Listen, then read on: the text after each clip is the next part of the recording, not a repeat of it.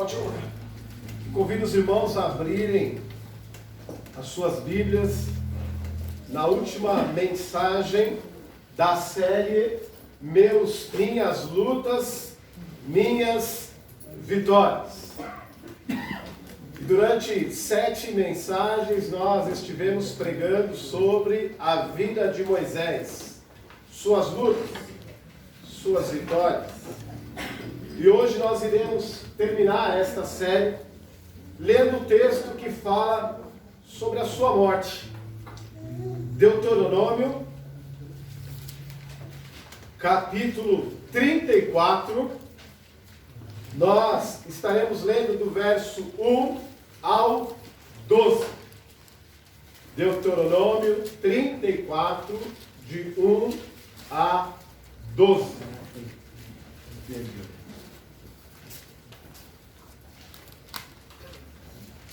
Minhas lutas, minhas vitórias.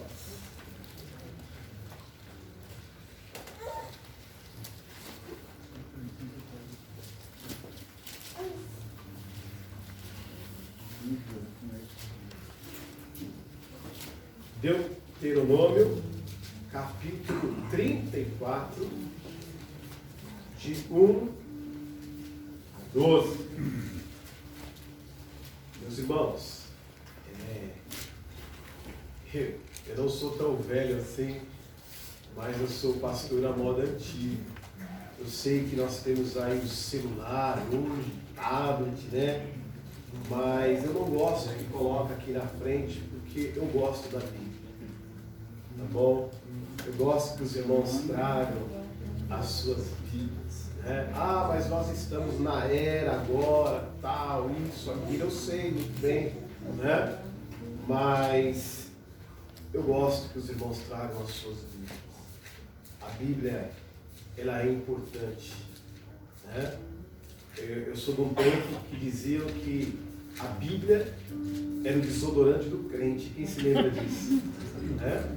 Porque nós trazíamos debaixo do braço. Né? Então eu peço aos irmãos, tragam as vossas Bíblias. Eu não comungo da ideia de que celular é Bíblia, meus irmãos. Eu não comungo dessa ideia. Né? Contém a Bíblia, mas não é a Bíblia. A Bíblia é essa daqui. Bom? Mas sem Bíblia ou com Bíblia, eu prefiro que você esteja na igreja. Deuteronômio capítulo 34, de 1 a 12, diz assim: Então, das campinas de Moabe, Moisés subiu ao monte Nebo, ao topo do Pisga, em frente de Jericó. Ali o Senhor lhe mostrou a terra toda, de Gileade a Dan, toda a região de Naphtali, o território de Efraim e Manassés, toda a terra de Judá até o mar ocidental, o Neguebe e toda a região que vai do vale de Jericó, a cidade das palmeiras, até Zoar. E o Senhor lhe disse, esta é a terra que prometi sob juramento a Abraão, a Isaque e a Jacó, quando lhes disse, eu darei a seus descendentes, permiti que você visse com seus próprios olhos, mas você atravessará o rio e não entrará nela. Moisés, o servo do Senhor, morreu ali, em Moabe, como o Senhor dissera. Ele o sepultou em Moabe, no vale que fica diante de Betepeor. Mas até hoje ninguém soube onde está localizado o seu túmulo. Moisés tinha 120 anos de idade quando morreu. Todavia, nem os seus olhos, nem o seu vigor tinha enfraquecido. Os israelitas choraram Moisés nas campinas de Moabe durante 30 dias até passar o período de pranto e luto. Ora, Josué, filho de Nun, estava cheio do espírito de sabedoria, porque Moisés tinha lhe imposto as suas mãos sobre ele. De modo que os israelitas lhe obedeceram e fizeram o que o Senhor tinha ordenado a Moisés.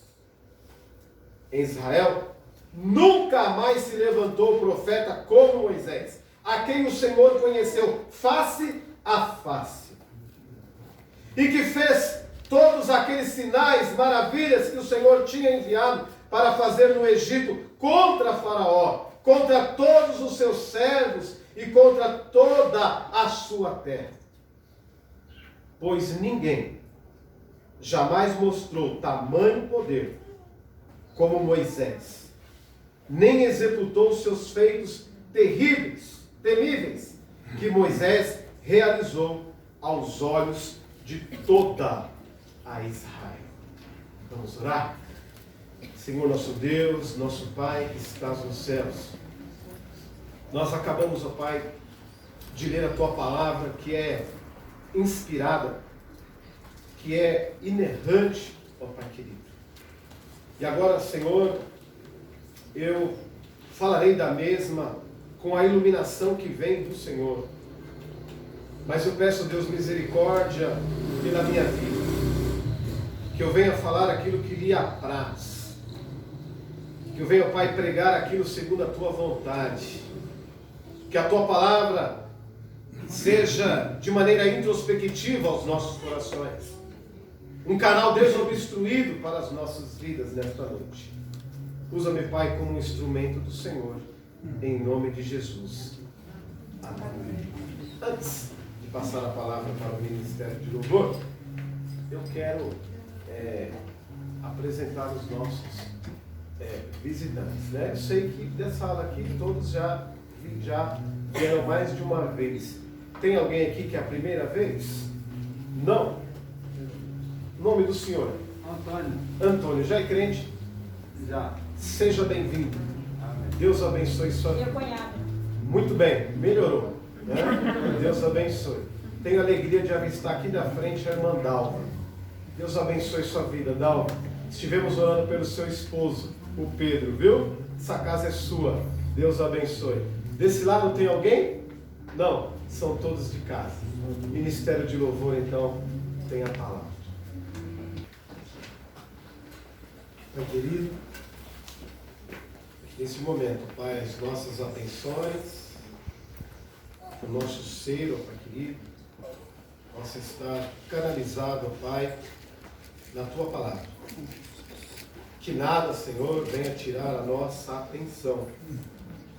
Que nada, Pai, venha nesse momento nos prejudicar, ó Pai, para ouvirmos a Tua palavra, em nome de Jesus.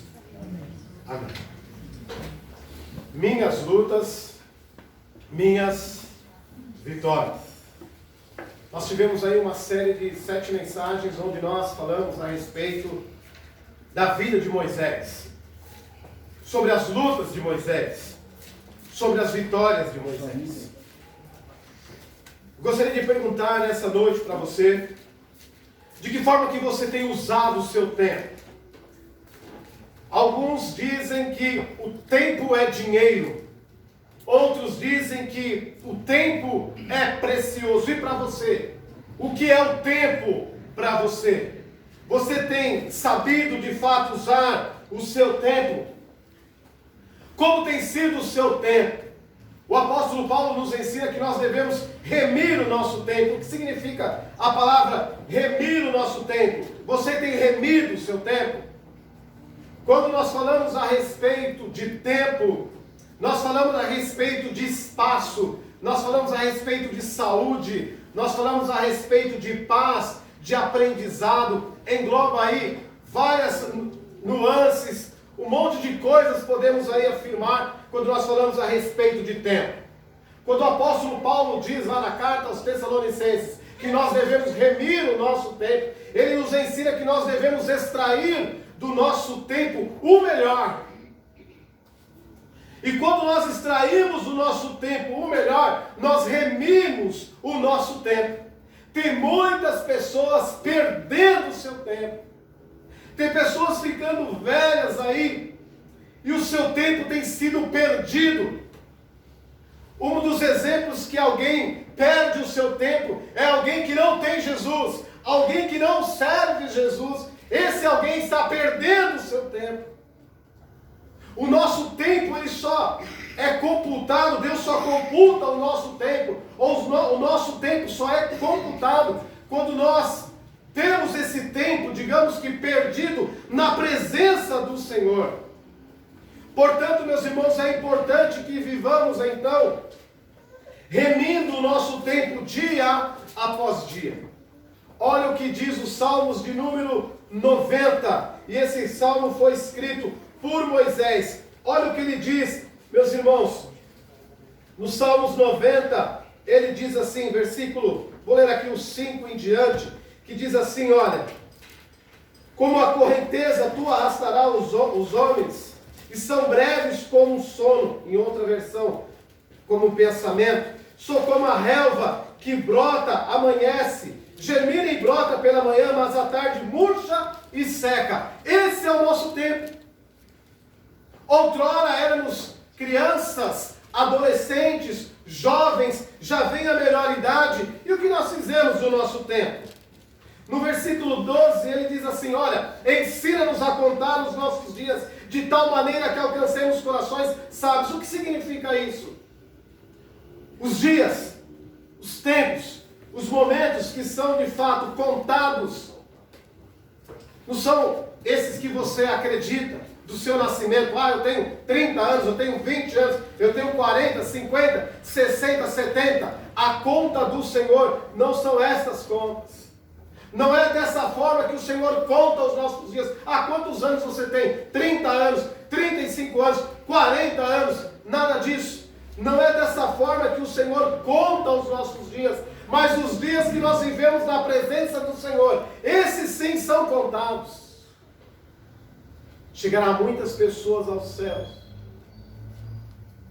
e quando for perguntado quantos anos ele tem, quantos anos essa pessoa tem, ele vai falar: eu tenho 40 anos. O Senhor vai falar: não, você não tem 40 anos.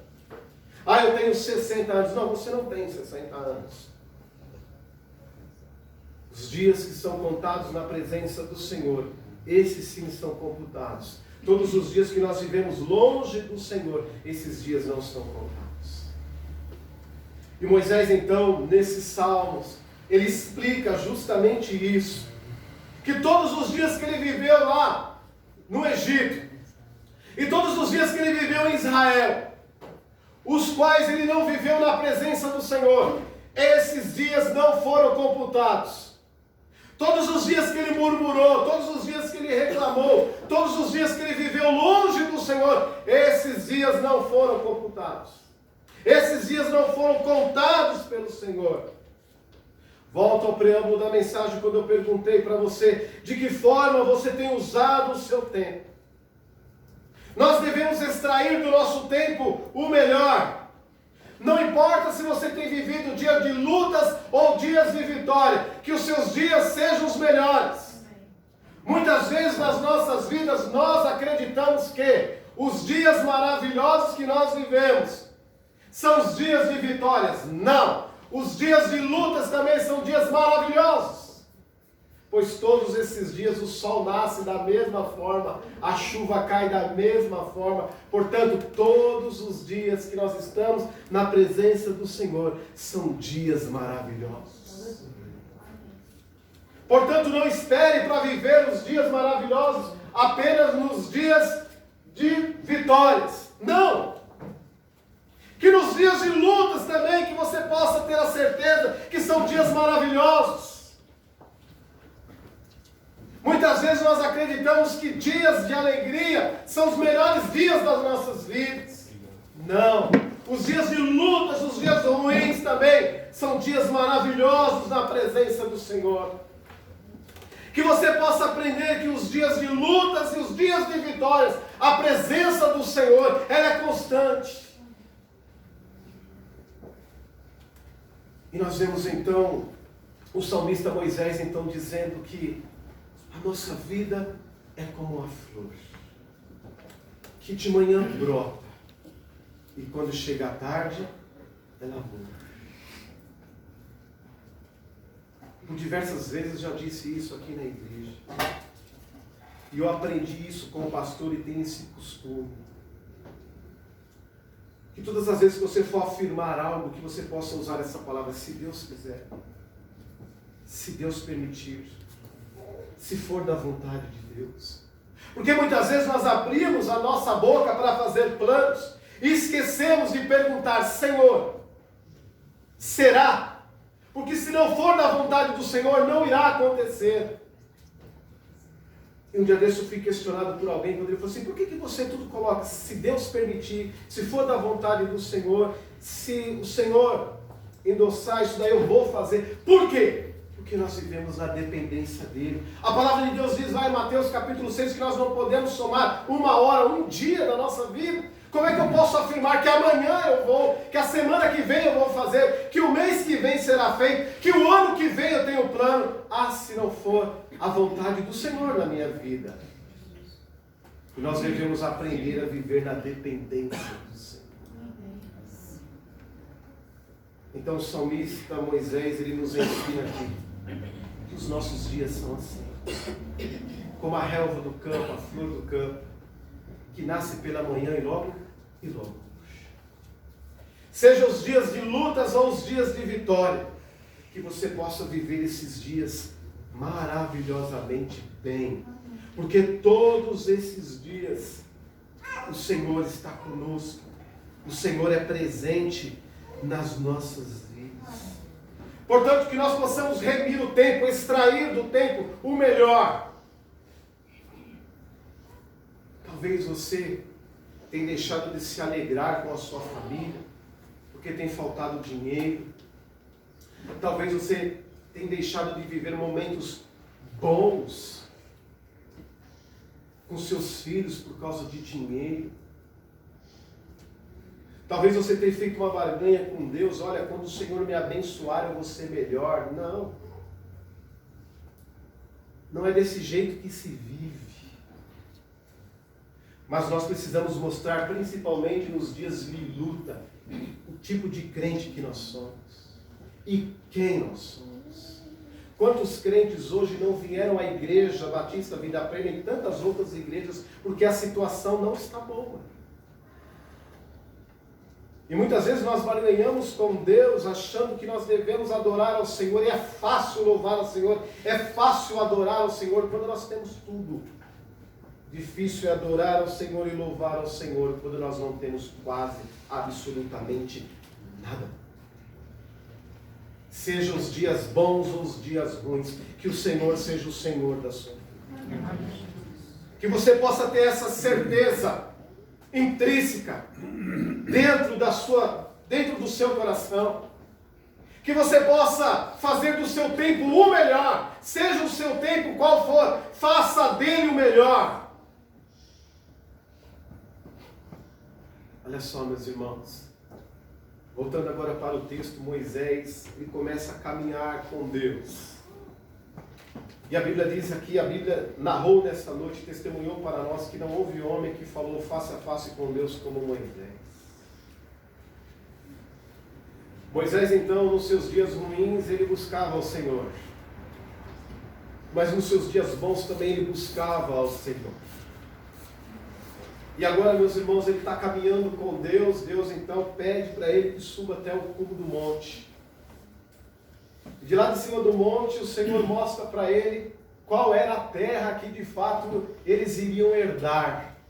Tenho certeza que quando Moisés ele olha aquela terra, ele diz assim: mas Senhor, tão pertinho eu não vi. Senhor, tão pertinho não orei. Senhor, tão pertinho a terra, e de repente me faltou fé quando o Senhor disse: fala a rocha, e eu enfiei o cajado. Tão pertinho eu não vi. Ô meu irmão, às vezes a felicidade na sua vida está tão pertinho de você e você não enxerga. Às vezes os planos de Deus para a sua vida estão ao seu lado e você não vê. Que o Senhor possa te dar um óculos da fé para que você veja, para que você contemple as bênçãos do Senhor que está tão perto de você. Às vezes você procura as coisas tão longe, esquece de agradecer ao Senhor as coisas que estão ao seu redor. Muitas vezes buscamos a nossa felicidade em coisas que nós nem conhecemos, sendo que a nossa felicidade, de fato, está tão pertinho de nós, e nós não olhamos. E eu fico imaginando o coração de Moisés, quando Deus manda que ele suba então até o cume do monte, e fala, essa é a terra. E ele olha e diz, essa daí é a terra. Tão pertinho eu não cheguei, essa daí é a terra. E ele olha então para aquele lugar, e o Senhor diz para ele, está vendo?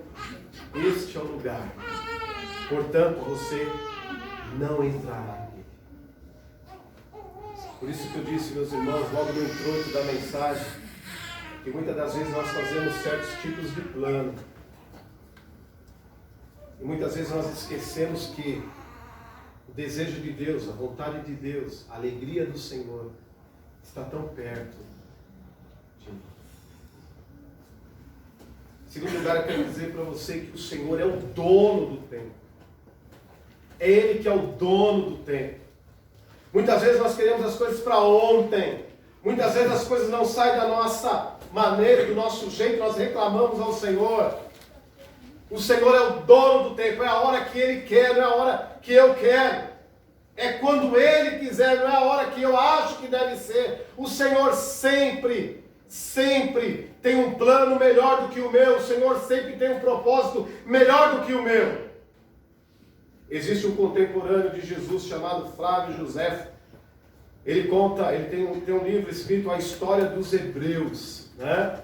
E é uma narrativa paralela à Bíblia, não é a Bíblia, mas é a história do povo hebreu, história dos hebreus. Nesse livro ele narra o seguinte, que o pai de Moisés, como chamava o pai de Moisés? Alguém se lembra? Anrão, né? Anrão, eu sei que era Anrão. Anrão, né? Não estava perguntando para lembrar não, só conheço os irmãos Anrão. E Anrão, meus irmãos, o que ele faz? Ele pega 2 sementes de tâmaras, e Israel é um lugar propício, né, para tâmaras, para se plantar tâmaras, né? Por exemplo, quantos anos mesmo, meus irmãos, existe um ditado que quem planta tâmaras não come tâmaras. Quantos anos, meus irmãos, a tâmara, um dia desse foi interessante, né? Eu estava comendo, olha, eu recomendo para você. Tâmara com morango, é uma delícia. Né? Tâmara com maçã argentina. Né? Sou pobre, mas sou metido. Né? Gostoso, viu? Ok. Né? Um dia desse eu estava lá no mercado municipal, lá no Parque Dom Pedro, e eu estava comprando tâmaras lá, e o rapaz perguntou, você sabe quantos anos? Quantos anos se planta uma tâmara para ela dar tâmara, um pé de tamareira dar tâmara? Eu falei de 90 a 110 anos. Ele falou isso mesmo. E eu estive, né, Eugênio? E eu estive lá em Israel. Tâmaras boas são as de Israel. Eu falei, um dia se Deus quiser. Né? Um dia se Deus quiser. E o pai então de Moisés, Arão, ele deu 2 sementes de tâmaras. Porque as tâmaras, meus irmãos, é interessante. As tâmaras, elas podem dar no deserto. Elas gostam de lugar seco. É o habitat delas.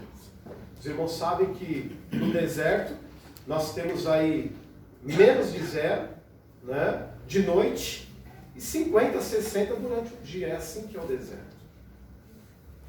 E o pai de Moisés, ele deu 2 sementes de tâmaras para Moisés. Ele diz assim, olha, quando você... E um dia o nosso povo chegará à terra prometida. Você plante essas sementes de tâmara na terra que o Senhor preparou. Meus irmãos, ninguém disse absolutamente nada para Moisés. O Senhor disse para Moisés. E Moisés pegou aquelas 2 sementes e entregou na mão de Josué. E disse assim, a promessa do Senhor vai ser cumprida na sua vida. A promessa do Senhor vai ser cumprida na sua vida. E nós vivemos a descendência de Josué. E as promessas do Senhor já se cumpriu através de Jesus e irá se cumprir nas nossas vidas.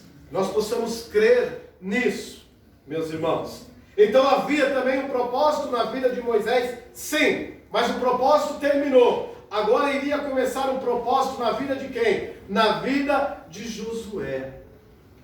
E quando Josué, então, quando Moisés ele avista ali as campinas de Moabe, que Deus então diz para ele, mas já tinha dito outrora, que ele não iria entrar na terra prometida. Você vê que em nenhum momento ele questiona o Senhor. O que faz de fato Moisés não entrar na terra prometida foi a desobediência. Foi a falta de fé. É o que nos atrapalha muitas vezes, nós vemos a glória do Senhor nas nossas vidas. É o que nos atrapalha muitas vezes de nós vermos o Senhor. O véu foi rasgado através de Jesus Cristo. Mas existem muitos crentes ainda com as suas visões turvas. Não conseguem olhar, não conseguem enxergar as bênçãos do Senhor sobre a sua vida. Porque a visão ainda continua turva, a visão ainda continua nublada. Então o Senhor disse para Moisés, né, que ele não iria entrar na terra prometida. E ali a palavra diz que Moisés ele expira pela última vez e ele morre. Meus irmãos, o corpo de Moisés, os irmãos já viram, né? Que o inimigo, então, ele tentou ficar com o corpo de Moisés. Houve uma luta entre o anjo e o inimigo para quem ficasse ali, de fato, com o corpo de Moisés. O corpo de Moisés foi enterrado em Moabe, mas ninguém nunca achou. Tenho, meus irmãos, para mim, e isso é uma teologia que eu faço, por que ninguém encontrou o corpo de Moisés? Porque se alguém encontrasse o corpo de Moisés, certamente Moisés seria adorado. E o único que pode ser adorado é o nosso Deus. E ali ele foi sepultado naquele lugar. E ali, meus irmãos, ele já tinha passado o bastão para Josué. E a palavra de Deus diz que Josué era um homem que estava cheio do Espírito Santo. Por quê? Porque era alguém obediente. Em todo momento, meus irmãos, Josué ele servia a Moisés como se ele fosse o líder. E ele e Caleb agradou os dois o coração do Senhor. Mas tinha um probleminha aí. Moisés falava face a face com Deus. Josué precisava ouvir os anciãos. Josué precisava ouvir os profetas. Porque Josué muitas vezes teve que recorrer a Urim e Tumim, porque ele não tinha essa intimidade com Deus. Moisés fez casamento no deserto. Moisés apresentou crianças no deserto. Moisés impôs as mãos sobre os levitas. Já Josué era um homem de guerra, um homem de sangue, um homem de luta. Era totalmente diferente um do outro. Mas tanto um como o outro eram usados por Deus. E isso foi importante. E nós vemos então, meus irmãos, que naquele momento Deus ele passa a usar Moisés, passa a usar Josué, e Moisés agora se torna passado. Em terceiro lugar, meus irmãos, todos nós temos prazo de validade. E o mundo aí fora diz que a morte é o fim. O mundo aí fora diz que quem perdeu foi quem morreu. Para nós que somos cristãos, nós não acreditamos nisso. Muito pelo contrário, nós cremos que na morte do cristão, e o salmista diz, preciosa é a vista do Senhor, a morte dos seus santos. Ou seja, a nossa vida ela começa a germinar agora num plano especial quando nós morremos. Não significa que Josué era melhor do que Moisés. Moisés tinha cumprido o seu trabalho. Moisés tinha cumprido o seu plano e o seu propósito. Todos nós um dia nascemos e temos a certeza que iremos morrer. O que diz Filipenses capítulo 1, versículo 6? Aquele que começou a boa obra, ele há de completá-la até o dia de Cristo Jesus. Por que que ele diz Cristo Jesus? E não diz Jesus Cristo. Ele diz Cristo Jesus, porque ele está dizendo, meus irmãos, que a obra, ela começa a ser completa quando nós nascemos. E esse nascimento não é aqui na terra. Esse nascimento é um novo nascimento, quando nós aceitamos Jesus, e principalmente quando nós estamos na eternidade com Cristo. Então, eu tenho prazo de validade. Você também tem um prazo de validade. Mas que, contudo, a morte para o cristão não é uma derrota, mas é uma vitória. E somente entende isso aqueles que um dia entregaram a sua vida ao Senhor Jesus. Somente entende que a morte é alegria aqueles que um dia entregou a sua vida a Jesus. Dificilmente você perguntará para um crente: você tem medo de morrer? E ele afirmar: eu tenho. Porque nós temos a certeza que o morrer com Cristo é lucro, é vitória. Ontem eu estava em casa, meus irmãos, estudando, e de repente acabou a força. De repente tudo ficou preto. E a primeira coisa que veio à minha mente foi o seguinte: chegou minha hora? Que de repente ficou tudo preto, né? Eu falei: será que chegou minha hora? Aí eu vi a Angélica, as meninas falando, eu falei: não, ainda não. Eu estou aqui na terra ainda. Né? Mas o dia que nós estivermos ausente do corpo, a hora que a escuridão chegar, a palavra do Senhor diz que nós falaremos para o Senhor: presente, eu estou aqui. Ausente no corpo, presente no porvir. E essa certeza quem nos dá é Jesus Cristo, o Filho do Deus Altíssimo. Concluindo a mensagem nesta noite, vou tentar puxar na minha mente uma história. Se você procurar na internet, essa história se chama Bombeiro em Emergência. Bom, procura lá que você vai ver mais detalhadamente essa história. Bombeiro em Emergência. Ou melhor, eu vou colocar lá no grupo lá o vídeo, tá bom? O vídeo eu vou puxar e vou colocar lá no grupo da igreja. Bombeiro em Emergência. Conta-se uma história, meus irmãos. E essa história é muito contada, né? E você que vai se formar aqui na igreja vai ter advogados, engenheiros, médicos, fisioterapeutas, pastores, né? Então, as pessoas gostam muito de contar essa história nas suas formaturas, né? E eu quero recitar, concluindo a mensagem, essas 7 mensagens que eu preguei sobre a nova série de mensagens. Eu quero contar essa história para os irmãos. Não sei se vou lembrar, não vou lembrar de tudo, mas eu quero contar. Existe uma história chamada Bombeiro em Emergência. Essa história, meus irmãos, ela se baseia de um menino de 6 anos, que a mãe descobre que ele tem leucemia. E os médicos avisaram para essa mãe que ele tinha 30 dias de vida. E ele não mais iria para casa, ele iria ficar internado naquele hospital durante esses 30 dias, para que a morte então fosse, de fato, a mais lenta e a menos dolorida possível. E a mãe então fez uma promessa ali, diante dos médicos, que durante esses 30 dias ela gostaria de ficar perto do seu filho, de 6 anos de idade.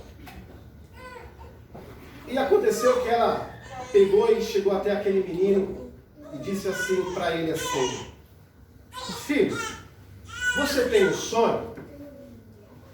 E se você tem um sonho, conta qual será o seu sonho. E aquele menino falou assim: olha, mãe, não sabendo ele, né, que estava com uma doença gravíssima, que era leucemia, e tinha 30 dias de vida, ele disse: mãe, o meu sonho é ser um bombeiro. eu tenho esse sonho. Esse sonho é ser um bombeiro. E ela então falou assim, espera um pouquinho. Foi até primeira comarca ali dos bombeiros ali da redondeza do hospital e disse assim para o comandante: olha, meu filho, ele tem leucemia, tem 30 dias de vida apenas, e o sonho dele é ser um bombeiro, né? E será que vocês poderiam ir até o hospital? Posso trazer ele de cadeira de roda, de maca, e fazer com que ele contorne o caminhão dos bombeiros aqui, pelo menos 1 hora, só para ele conhecer? E o comandante do bombeiro disse o seguinte: eu posso fazer muito mais. Daqui 15 dias, você traga ele aqui, que eu posso fazer muito mais por ele. Quando deu os 15 dias, os médicos deram a licença, meus irmãos levaram o menino lá de cadeira de roda até o bombeiro. Chegou lá. Os bombeiros confeccionaram roupa para ele, chapéu de bombeiro para ele, colocaram na roupinha o nome dele de bombeiro. A história diz que teve 3 saídas naquele dia. As 3 saídas, ele foi junto com os bombeiros, ele foi no SAMU dos bombeiros, ele foi apagar fogo dos bombeiros, ele andou com os comandantes, nos carros, tudo que ele nunca imaginou, aquele dia ele fez. Ficou mais ou menos uns 3 dias, durante 3 dias ele voltou lá novamente, com a saúde boa, voltou novamente para o hospital e foi internado. Quando se passaram 3 meses, alguém que ia morrer 1 mês, passaram-se 3 meses, meus irmãos. A mãe chamou o irmão, o pai, os irmãos, falaram assim: olha, infelizmente, hoje foi da vontade do Senhor levá-lo. Ele acabou de fechar os olhos. Ligou lá para o pelotão, o comandante: comandante, quero falar para você, né, que o nosso filho foi embora, ele faleceu, né? Daria para vocês verem aqui, né? O comandante falou assim: olha, eu consigo fazer muito mais do que isso. Eu vou levar todo o batalhão do corpo de bombeiro para ir. Avisa o hospital que quando esse carro, o corpo de bombeiro chegar aí, não é que está pegando fogo, isso é uma homenagem para essa criança. Deixa a janela aberta para vocês ouvirem então os carros do bombeiro, os caminhões, tal. E aconteceu isso, né? Cataram os caminhões ali, tal, 16 bombeiros que chegaram fazendo toda aquela festa, os carros tocando ali do bombeiro, entraram naquele quarto, abraçaram aquela criança, né? E o comandante falou assim: olha, a partir de hoje, você é um dos nossos, se não o melhor bombeiro. Diz que aquela criança abriu os olhos, meus irmãos. Diz que aquela criança abriu os olhos e falou: como é que é, comandante? Ele falou assim: você, se não for um bombeiro, você é o melhor bombeiro. E ele disse assim: quer dizer que eu sou um bombeiro e o melhor bombeiro? Ele falou: sim. E a história diz que aquele menino faleceu. Qual a moral da história? É que na vida a gente sempre pode fazer algo a mais por alguém. Sempre.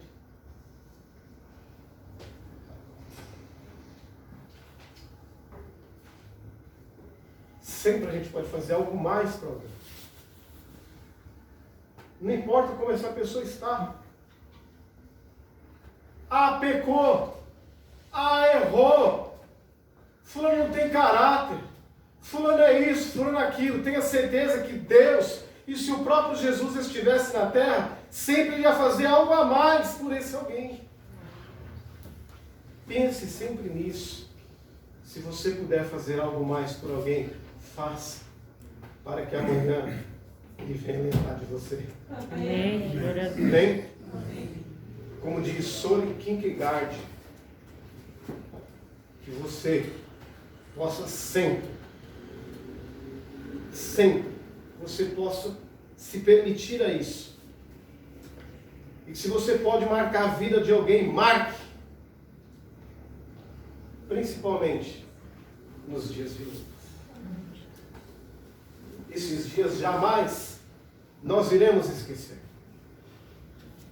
Quando alguém estende a mão para nós, nos dias de luta, a gente nunca mais esquece. Uma dívida que a gente tem. Nunca perca a oportunidade de marcar a vida de alguém, porque você sempre poderá fazer mais para alguém. Amém. Que Deus abençoe a sua vida. Ministério de louvor.